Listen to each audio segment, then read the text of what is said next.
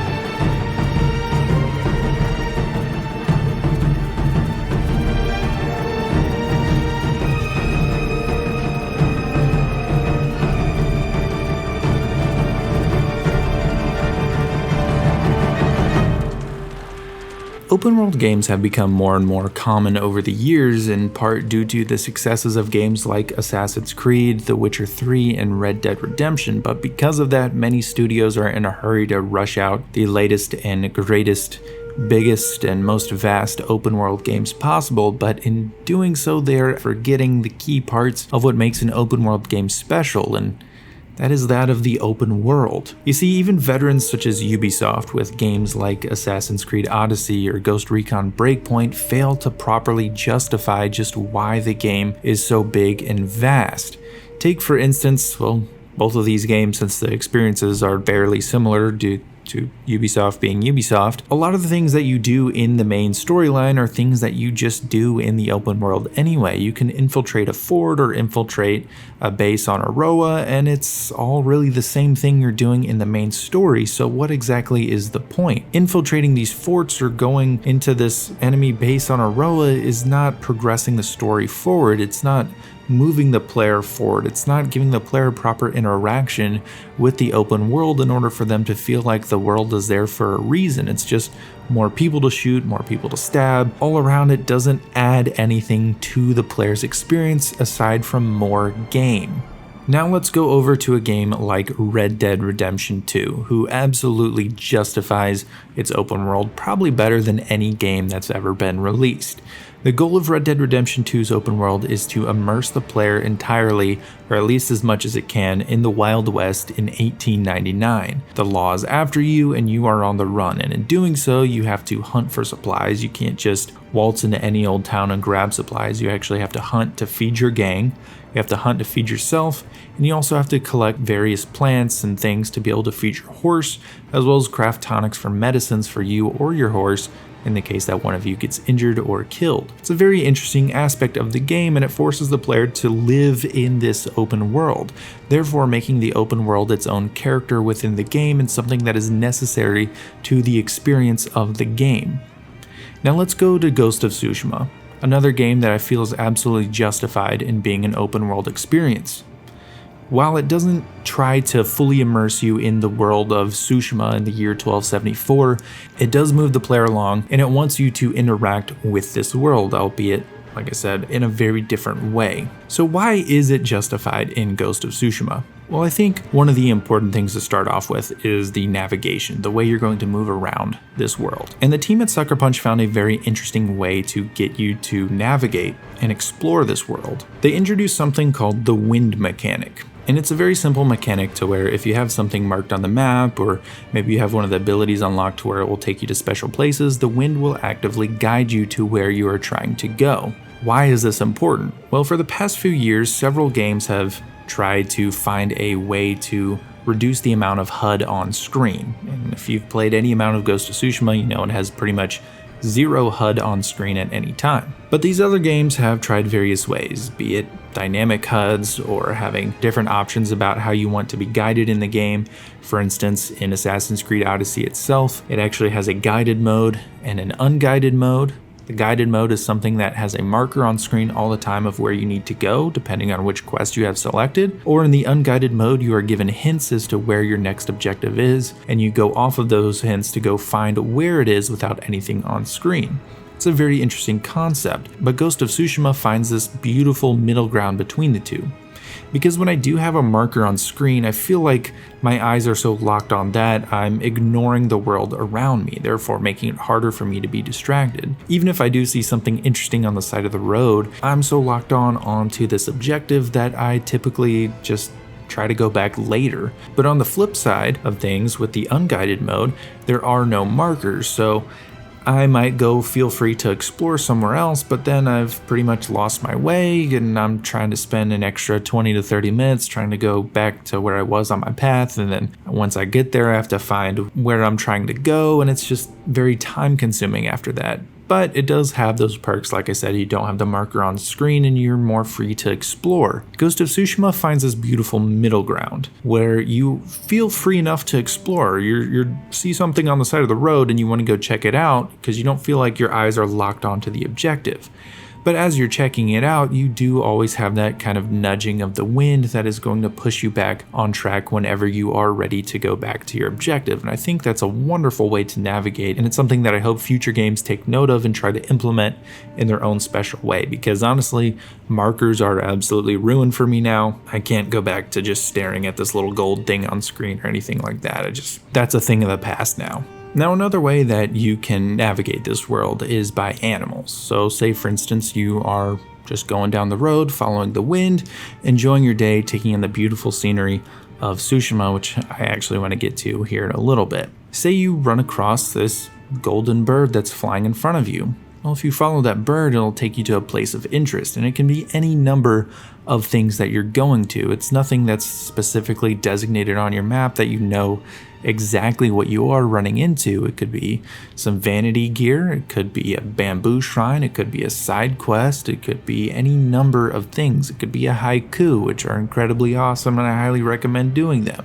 Like I said, it can be any number of things, and that just adds to the mystery and the immersion that is so much fun in this game. It's such a joy to explore when you don't know what is coming next, as opposed to some games that just tell you straight up, oh, this is a bounty hunter, or oh, this is a fighting ring, or something like that. You know exactly what you're running into, and that takes away from the joy of actually exploring and trying to discover what is in this open world. Instead, you have to do it yourself. Now, another animal that can guide you around are the foxes. The foxes are a really cool implementation in the game as they lead you to these shrines, and as you go to these shrines you will earn resolve, which in turn helps Jin when he's in combat, as he can refill more health, and he can also use that resolve for different abilities that he's unlocked from the mythical tales that you'll run into on the island of Tsushima. Now, say you don't find any animals on the path, which is extremely unlikely, by the way. You're going to run into a ton of different animals. Say you're just looking for something. You just want to run into anything. Well, if you look to the sky or out in the distance, various places of interest are marked with smoke, and you can approach these in any way you want to, honestly. It could be an enemy camp, it could be a side quest just like a bird would take you to. It could be any number of things as well. And this, again, is part of the joy of exploration. And honestly, I don't know if there's any rhyme or reason to what the birds or the smoke will signify. I honestly couldn't tell it all in my playthrough. I really never even followed smoke all that much. I would usually just stumble upon things organically, and again, that's just an awesome part of exploration in this game. But the smoke is a great way to go looking around for places of interest. You can see them all over the island, and again, if you're not running into any animals, follow the smoke, follow the wind. Now, once the open world did open up to me, I went on the map, and of course it was completely fogged over, but I picked a random place on the map and I just decided I'm gonna go there. And I did. And I ran into so many things along the way, and even though I was going to this random place, I had no idea actually where I was going. It was nowhere near any of the main storylines. I hadn't unlocked anything important at all yet. I was just going with me and my sword and my horse. But I went and I found some shrines. I found some bandits on the side of the road who had captured some of the peasants on the island and had to rescue them. I ran into some Mongols at a camp. I ran into a bamboo cut, and right next to the bamboo cut, I found a side quest about these peasants on the island who decided they wanted to rise up against the Mongols, only to find out that they really weren't prepared to rise up against the Mongols. And there was so many things to experience on this random journey that I just set for myself, and it reminded me so much of Red Dead Redemption 2 in that I can go without doing the main story at all and still have more fun than 90% of the other open world games on the market. And that's just one of the special things about this game in particular. Another thing I want to talk about. Obviously the game is stunning to look at. It is absolutely beautiful, and it's always got your attention, just the world itself. And they encourage you to focus on the world. Again, there's no HUD, there's nothing to look at aside from the wind and the world around you, but that has a purpose. There's an inspiration behind this that I really haven't seen a lot of people talking about. You see, this game features something called a Kurosawa mode, and this is a dedication to legendary Japanese film director Akira Kurosawa. Now, Kurosawa was famous for many of his films, but in particular, it was his style. You see, Kurosawa's style was that of utilizing movement and visual storytelling to do many number of things, whether it's tell a character's emotion by using fire or smoke, or the ability to use movement to just catch the eye in a very intense, still scene, or maybe there's dialogue going on, but he just happens to use rain outside of a window so that it catches your eye. Every camera movement had a beginning, a middle, and an end, and it told its own story. It was a very unique style of storytelling that inspired many directors that you've probably watched today, including guys like George Lucas, Steven Spielberg, and Francis Ford Coppola. He was a very popular guy. I mean, he did a lot of special films. There's a reason a lot of his grainy black and white films are many people's favorite movies of all time, even to this day. But we see this inspiration, this idea of movement and visual storytelling in Ghost of Tsushima's open world. It's not just in the cutscenes, but it's an active part of the world. Like I told you, there's this wind mechanic that's guiding you. Well, it doesn't just guide you when you summon it, it's constantly there. There's constantly wind blowing leaves and pollen and particles all over the screen to catch your eye, even if you're just simply riding a horse around. Take a look at riding your horse just nonchalant through Ghost of Tsushima versus riding your horse just nonchalant in Red Dead Redemption 2.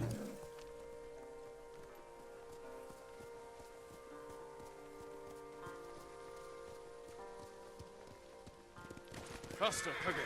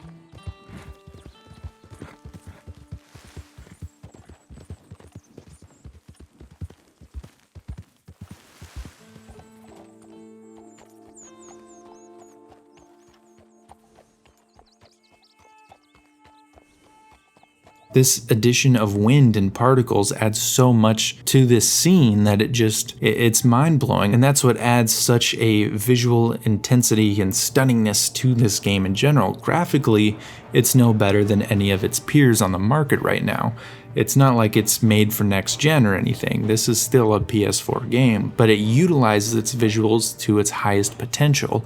While it can't out-graphic its peers on the market, it can outdo them in an artistic sense, and that's what it does in just a fabulous way. And I cannot understate how well this game executes not only its open world, but its visuals in order to tell you a story all the time.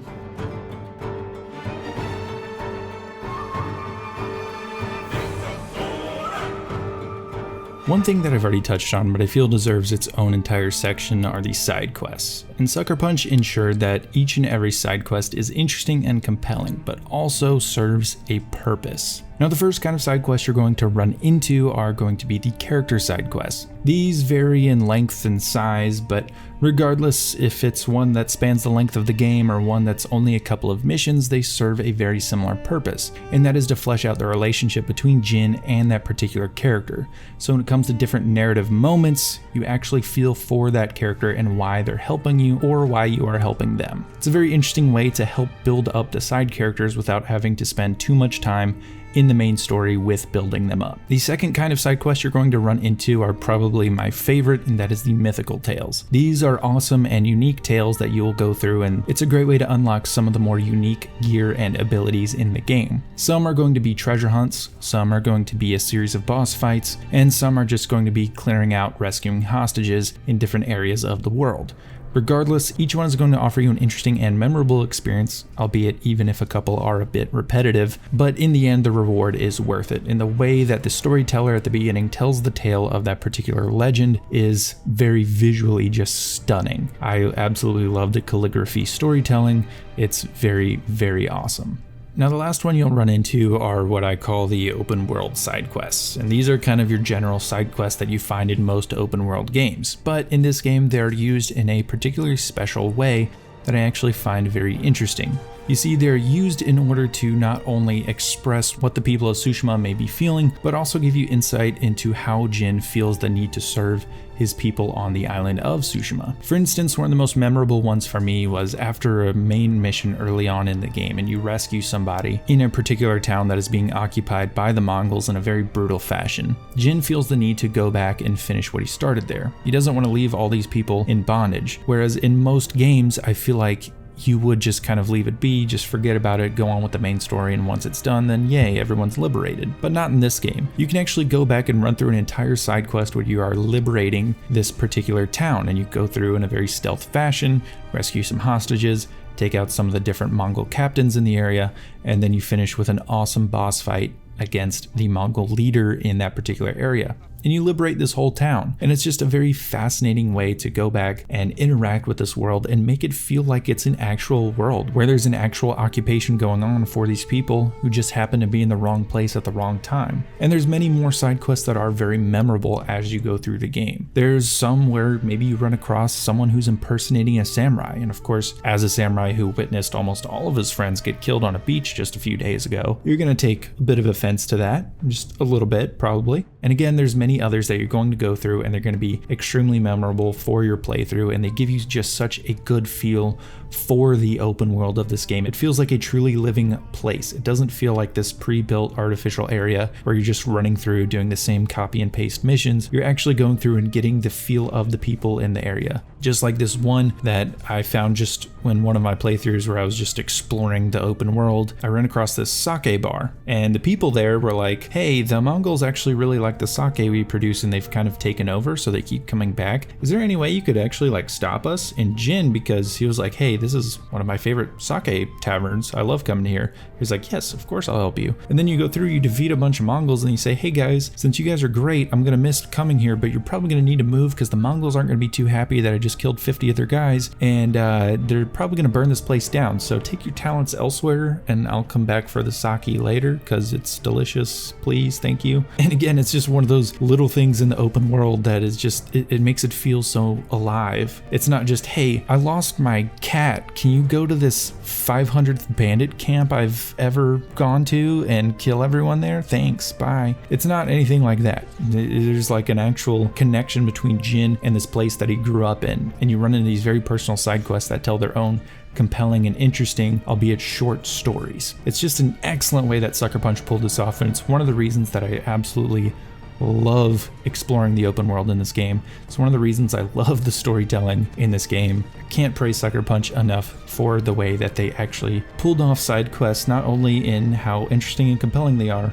but again, because they serve a purpose.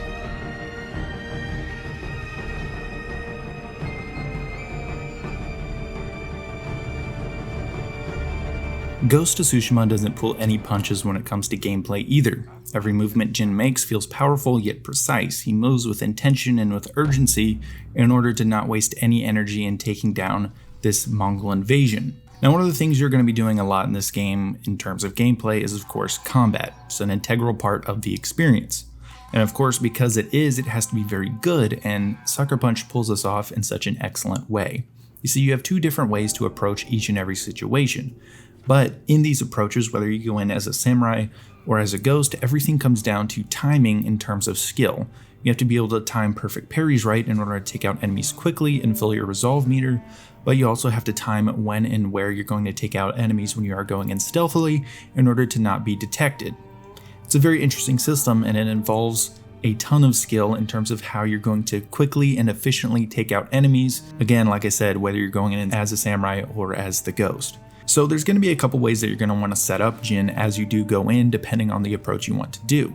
And a lot of it comes down to the awesome customization system that they put into the game, where you can make Jin look how you want him to look, but also use that look to determine how you're going to approach a particular situation. If you are going in as a samurai, you're going to want something heavier in terms of armor. So the samurai armor you get from the Lady Masako mission is going to be something integral, as it's going to help prevent a lot of damage coming to you while also being able to dish out a bit of extra damage. There's other armor like this in the world, such as the Sakai clan armor as well as Gosaku's armor. These are things that you will find in the game. And then of course, if you feel the need to go in a stealthier, more ghostly manner, then you're going to want to equip something like the ghost armor or the Kensei robes, which again are things that you will earn as you go through the story and go into becoming the ghost more and more. And these offer perks such as doing more damage with ghost weapons, as well as lower detection rates, so enemies won't detect you as quickly when you are moving through an area. Now, on top of each of these approaches, you have an arsenal of weapons that you can use that add a ton of depth to the game.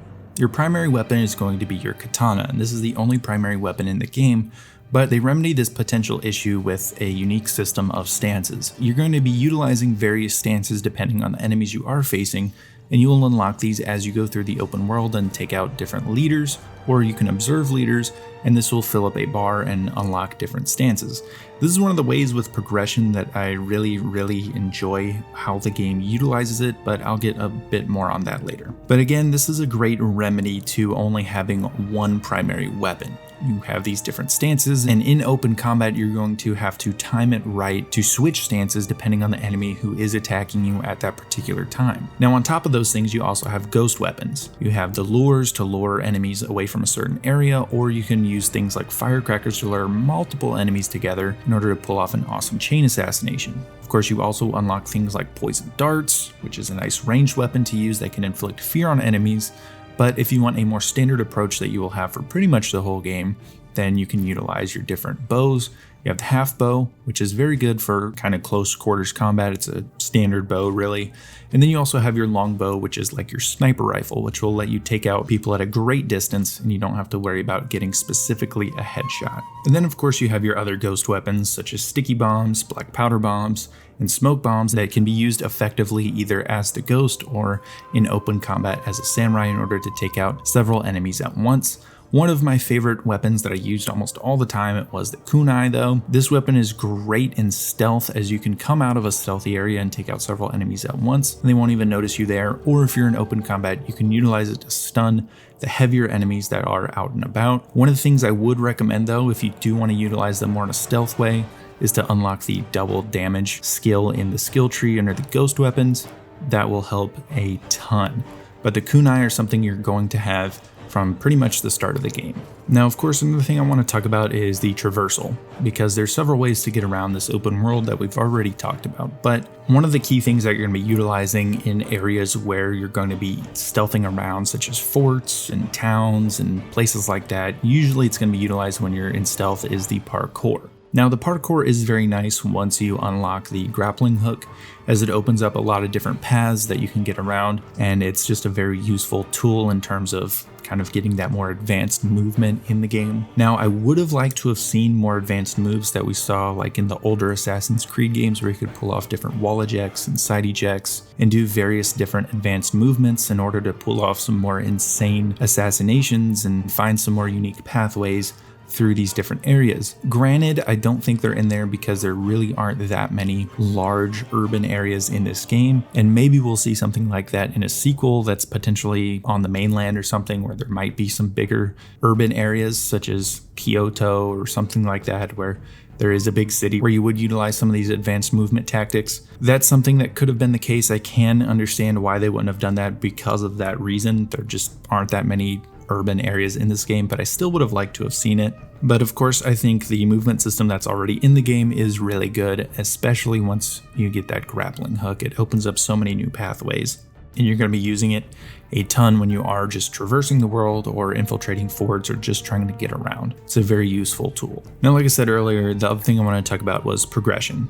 And one of my favorite things in this game, and one of my favorite things in any game, like I talked about in my Jedi Fallen Order review, like I've talked about in Assassin's Creed 2, one of my favorite things is progression through story. So essentially, you're always learning new skills as the story is going along, and this isn't something as simple as unlocking things on a skill tree.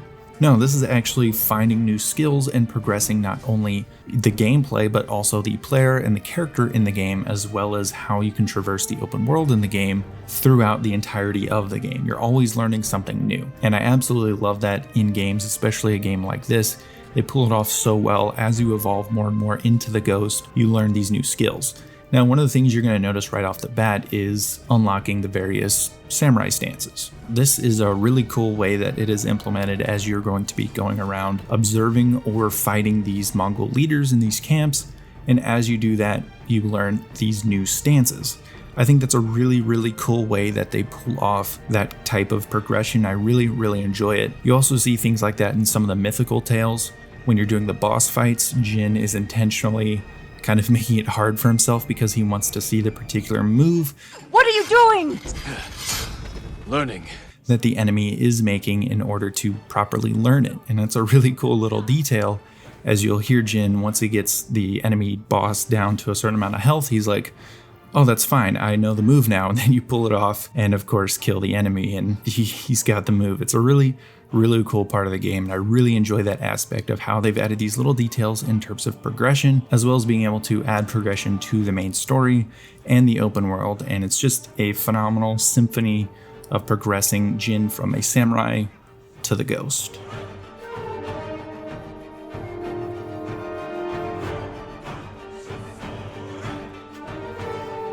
Now, this first half is going to be the non-spoiler review of Ghost of Tsushima's story, so you are safe for now. There might be minor spoilers, but overall, there's nothing major that's going to be discussed right now. I will warn you again when the major spoilers are about to come up. Overall, Ghost of Tsushima's story is not your classic revenge tale. It's not about an invasion that happens and someone is trying to get revenge for that invasion. It's something much more than that. In fact, the conflict is more so with time and tradition rather than it is in an actual war. Speaking of war, this is not your typical war story. This is a story about survival. This is trying to live through a tough time on this island.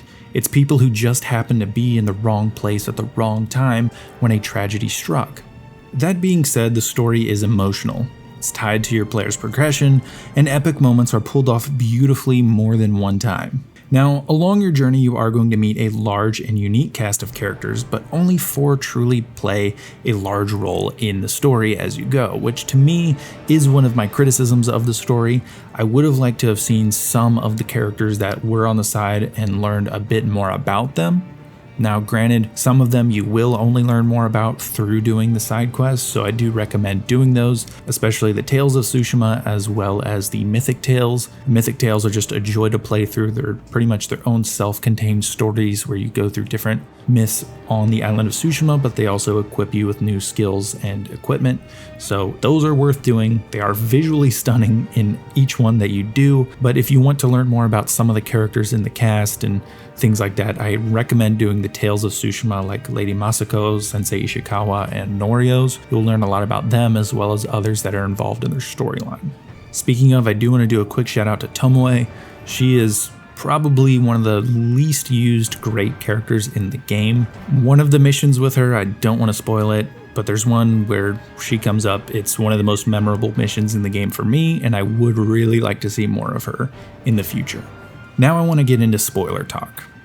So this is your warning.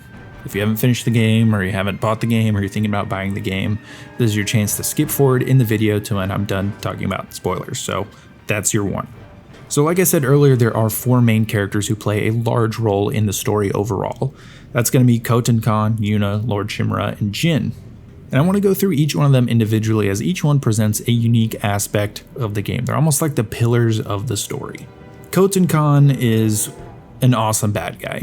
He's introduced in an epic fashion, and he's very clearly the main target of the game. He's the main overall threat of the game from a certain sense.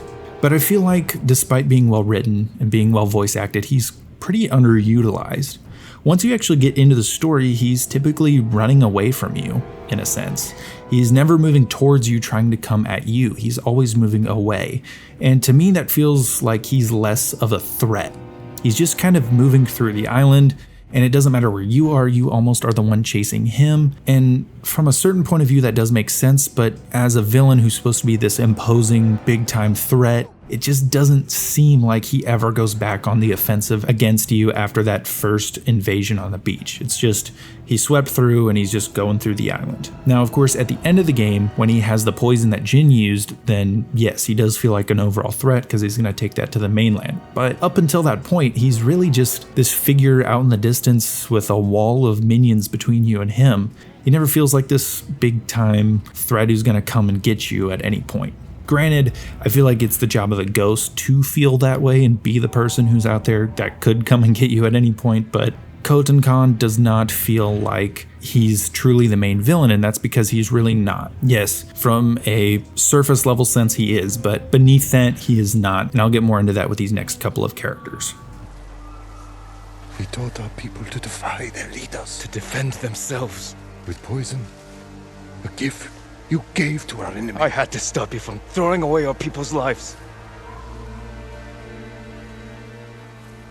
You have no honor. And you are a slave to it. This interaction summarizes who Lord Shimura is, the embodiment of the samurai way. Even as a samurai in the Jito of Tsushima, Lord Shimura is a zealot to honor. This idea is pushed forward even more when you look at history and realize that the whole idea of never striking from the shadows was not really a thing for the samurai. In fact, the ninja, or properly termed shinobi, were samurai who utilized those stealth tactics that Jin uses in the game. They weren't just a separate faction, they were samurai who used stealth tactics. So that just emphasizes what kind of an extremist and zealot to this idea of honor that Shimura was. In fact, we learn more from Yuriko that Jin's father and Lord Shimura would often argue about that exact same thing, saying that Katsumasa, who was Jin's father, was a bit more imaginative than Shimura. And in a way, I see a lot of parallels to Dutch Vanderland. Both are not inherently evil, but they are both passed up by time and become villains to those around them by their refusal to change, and ultimately their worlds are destroyed because they just can't evolve and change with time. We can't always fight nature, John. We can't fight change. Can't fight gravity. We can't fight nothing. My whole life, all I ever did was fight. Then give up, Dutch. But I can't give up, neither. I can't fight my own nature. That's a paradox, John. You see? Then I have to shoot you. When I'm gone, they'll just find another monster. They have to. I did what I had to. For them. Is this how you want to be remembered? He defended us. By spreading fear and chaos. We are at war. And you are acting like the enemy. This is not our way. Your way can't save our people. Now Yuna is on the opposite side. She's a common thief. She does not seek to do anything but survive and find a new life with her brother Taka. She's in direct opposition to Lord Shimura though. As someone who had a rough upbringing, she finds any way possible to get what she needs. This, along with being from Yarikawa, the place of a rebellion put down by Lord Shimura about 20 years before the events of the game, puts them at odds even before they meet. But as someone willing to evolve and adapt to situations and get what she needs any way possible, she's able to teach Jin how to approach situations in a different way than what he was brought up to believe. This will save him from being instantly killed. She shows Jin a new way, the way of the ghost. Speaking of the ghost, Jin is an interesting hero, but some people claim he is somewhat dry as the main hero, which I disagree. I see Jin as a better version of Connor from Assassin's Creed 3. He's written in an authentic manner to who he would have been in this time period and beholden to the ideals he was raised with. But unlike Connor, Jin is willing to learn and evolve. He starts as someone who is naive, but grows and comes to realize his decision to change was the right one, even if it means sacrificing everything for the people of Tsushima. Even when confronted by his uncle after taking out the entire Mongol force at Castle Shimura using poison, something that Shimura would completely disapprove of, his uncle offered Jin a way out. A way to throw someone else under the bus and sacrifice them in order to save himself and his life from before the invasion. But Jin is steadfast in his beliefs that his way is the right way, that going back will cause unnecessary death not only for the people of Tsushima, for the people of Japan, but also for the samurai there that are planning this attack. And while it lands him in prison, he accepts that he has done everything he can for his people up until that point. Of course, he breaks out with the help of friends in order to truly put an end to the Khan's threat, but it's an excellent example of a character who moves and evolves as he sees fit in a logical manner. Ghost of Tsushima's story overall is not your typical revenge tale, as I've already said, but it is one of change and a conflict with time and tradition. The threat of the Mongols is obvious, it's very surface level, but it's there. But the true threat is that of stagnation and the lack of evolution or the willingness to evolve by the samurai. A refusal to change that would doom their way of life if it weren't for one man, one myth, one legend, the ghost.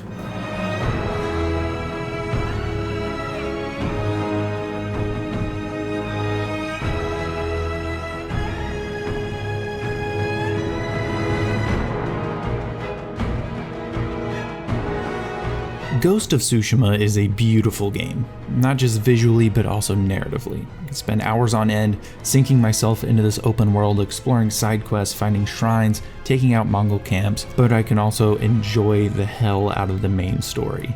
It pulls off beautiful moment after beautiful moment, emotional set piece after emotional set piece. It's just an incredible, incredible game and experience, and I honestly cannot recommend it enough. If you have not already picked it up, absolutely do it. It's a wonderful way to send off the PS4 generation, and it's a love letter to samurai culture and Japan. It's just an incredible game.